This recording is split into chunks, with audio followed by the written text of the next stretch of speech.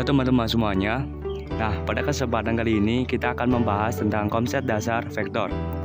Nah, dan ini adalah hasil video dari kelompok 1 dengan anggota IGD Dedi Perdana Putra nomor absen 3 dan Sang Made Trisan Praditya nomor absen 19.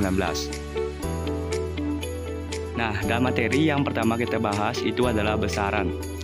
Nah, besaran dapat dibagi menjadi dua, yaitu adalah besaran skalar dan besaran vektor.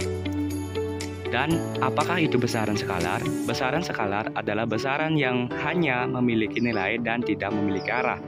Contohnya itu adalah jarak, luas, volume, daya, dan kelajuan. Sedangkan besaran vektor adalah besaran yang memiliki nilai dan arah. Contohnya yaitu adalah perpindahan, kecepatan, percepatan, gaya, dan lain sebagainya. Nah, selanjutnya kita bahas tentang jarak dan perpindahan. Sebelum itu, ingat bahwa jarak itu adalah bagian dari besaran skalar dan perpindahan itu adalah bagian dari besaran vektor. Supaya kalian lebih mengerti, lihatlah ilustrasi berikut.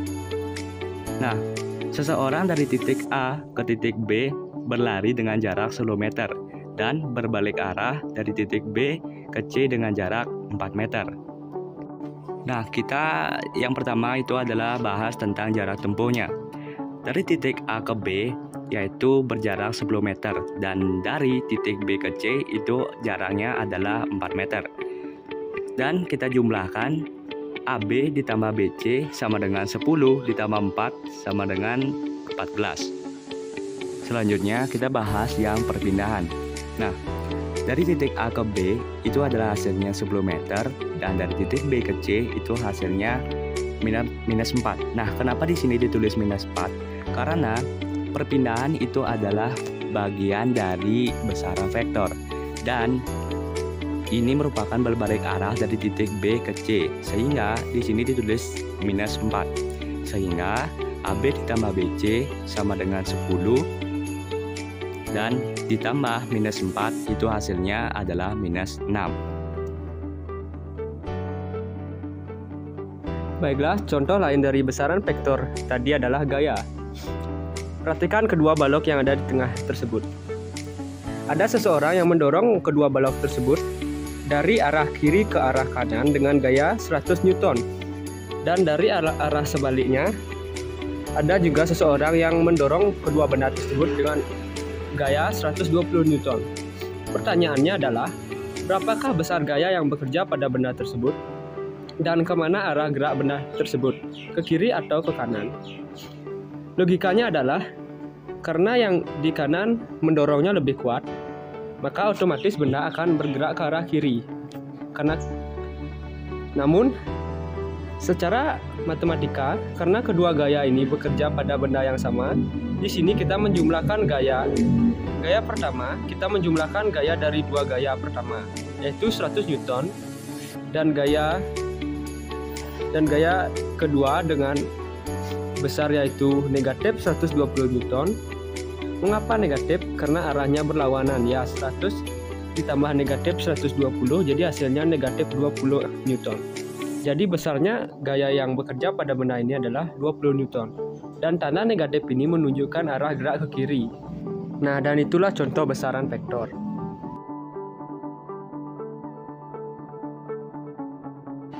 Baiklah, selanjutnya kita akan belajar cara menggambar vektor. Vektor digambarkan dengan sebuah anak panah yang terdiri atas pangkal, panjang, dan arah anak panah. Vektor digambarkan dengan garis panah lurus menuju ke atas, dengan awal pangkal yang menunjukkan titik awal atau titik tangkap sebuah vektor. Dan selanjutnya ada panjang vektor yang menunjukkan besar atau nilai suatu vektor. Dan pada di ujung panah juga terdapat arah vektor.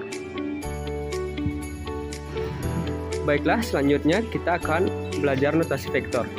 Misalnya ini adalah titik A dan ini adalah titik B. Vektor yang menghubungkan titik A ke titik B atau titik awalnya adalah dia dan ujungnya ada di B. Ini dikatakan vektor AB.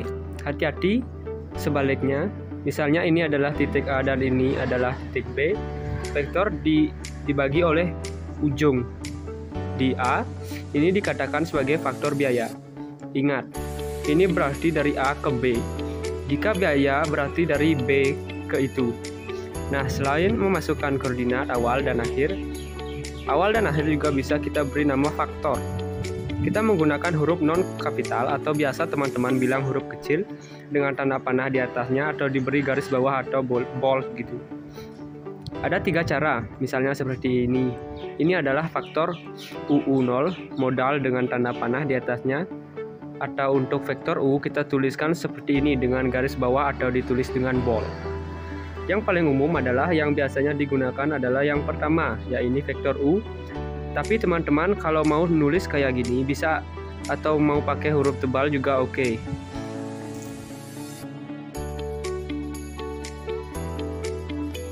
Baiklah, sampai di sini dulu penjelasan dari kelompok saya. Saya akhiri dengan terima kasih.